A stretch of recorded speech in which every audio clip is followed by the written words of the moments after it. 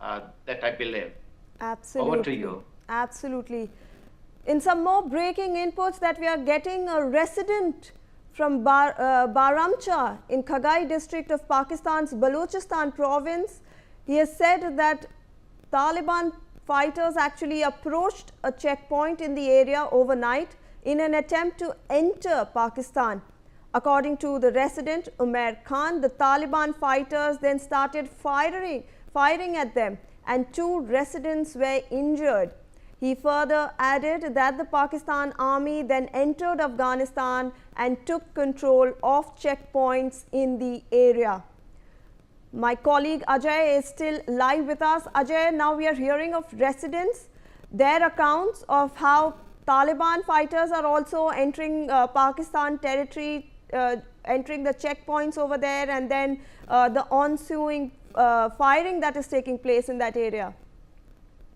Yes, during the conflict time and when the firing from both the sides was going on, and most of the areas where Afghanistani forces they have entered and carried out attack and captured Pakistani positions. But there were several areas, that is what our sources are saying, that Pakistani forces they also try to enter and they hit out on the Afghanistani forces positions, and some civilians they are also claiming that they also share this information that Pakistani forces have saved their life and they were stuck there on one side of the border. So yes, this has happened, and these are the reports, and definitely when firing from both the sides takes place, such incident happened because either the side have to face the consequences because of the firing and because of the clashes. But it was Pakistan which basically initiated the conflict because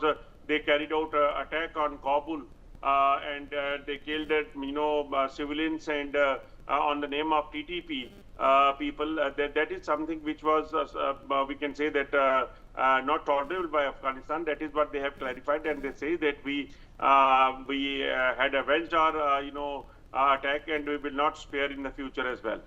Absolutely. Joining me also live on the broadcast is Brigadier Retired Ranjan Jamwal. Good morning to you, sir. Appreciate your time. Thank you for joining us right now. I want to bring in your opinion on this entire incident that is unfolding before us. It was unprovoked from Pakistan's side. They started bombing Kabul. The foreign minister was in India, and they thought that they could bomb Kabul and send out a strong message to India and Afghanistan together. And now we are seeing this raging of conflict on the border areas. It's a very porous border. We've seen a lot of movement over the decades, but now innocent lives are being lost. Both of them are putting blame on each other. How do you view this entire situation currently unfolding? You see, Pakistan has been seeking strategic depth, and they saw that strategic depth in Afghanistan.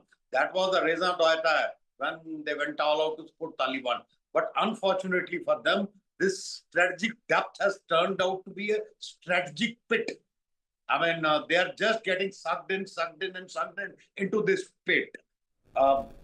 Their own follies, the way they, bought up these elements. So it is just a payback, what we call karma. It has come back to haunt them, the Paki. Second point is, you see, the Durand line, that is the line between Afghanistan and Pakistan, is not exactly like the line of control where, you're sitting in eyeball to eyeball. It's a very, very porous border. I mean, in fact, you can drive through.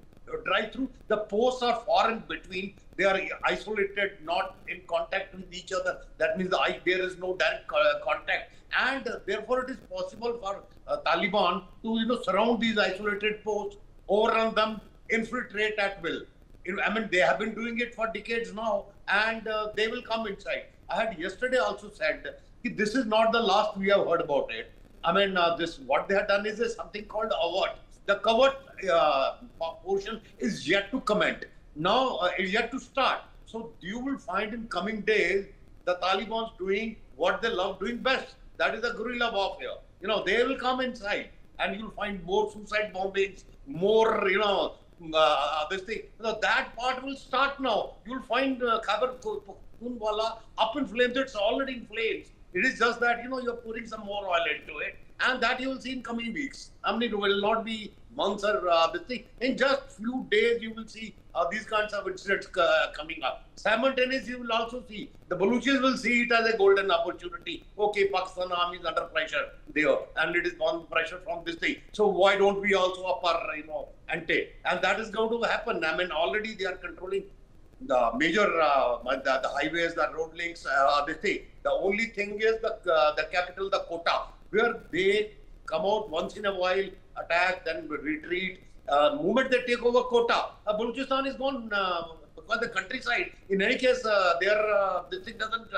Pakistan army's it doesn't run anymore. So all this is going to come up combined, and even that Saudi-Pakistan deal is going to get exposed. Because there's nothing Saudis are going to do. They are certainly not going to send their own ragtag army to, help out the Pakis against Afghanistan. That will again prove that what they were calling on the defense pact, it was not a defense pact to the Saudis. It was a sale of a portion of Pakistan army to Saudi Arabia. So this difference will come out in the open, absolutely. So this is how it will pan out. I mean, in just a few next coming days, this is how it's going to pan out. Absolutely, sir. I like all my panelists